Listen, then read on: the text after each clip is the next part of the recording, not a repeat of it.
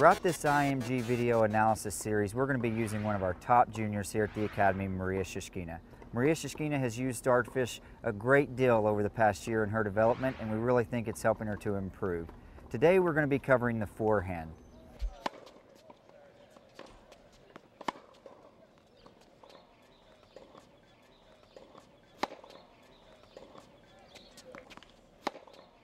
The forehand has 5 major key positions.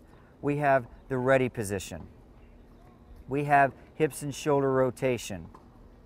We have the lock-in position, a good contact point, and also the finish.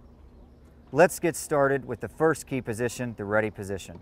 What we've done here is we've taken Maria's forehand footage and we've assigned it key positions. We want to take just a minute to hit on the ready position, which is the first fundamental. As you can see, we've done a side-by-side comparison here with one of our pro comparisons and Maria. The ready position is simply showing that you are ready to react to any ball, no matter where it's hit on the court. In order to establish a good foundation, you can see our sample here has a good wide base, knees bent, chest is upright. Maria's doing a really good job of maintaining that here. So in terms of her ready position, she's hitting that fundamental just like we want her to. Okay, what Maria and I want to do now is we want to roll this video forward in slow motion to the next key position. Next key position is going to be the hip and shoulder rotation. And what Maria is going to look at here, she's going to make sure that she's getting a good unit turn to where the hips and shoulders align to where the chest is pointing straight at us here. That means she's getting good rotation on the forehand. Maria, take a look at this here. You're going to notice that your racket is very similar to our sample over here. All right, and what she's establishing there is good chest side preparation. That's going to help her later on in the swing to be able to take the ball on the rise and to be able to hit the ball early to steal time from her opponent. We're going to roll the video forward in slow motion once again to try to come to our next key position, which is the lock-in position. Now, the one key fundamental that we want to show out of this key position is what we call butt-in point, which is leverage. What you want to notice is you want to notice here, Maria, that your butt-in point is pointing straight towards the ball. So is our pro here.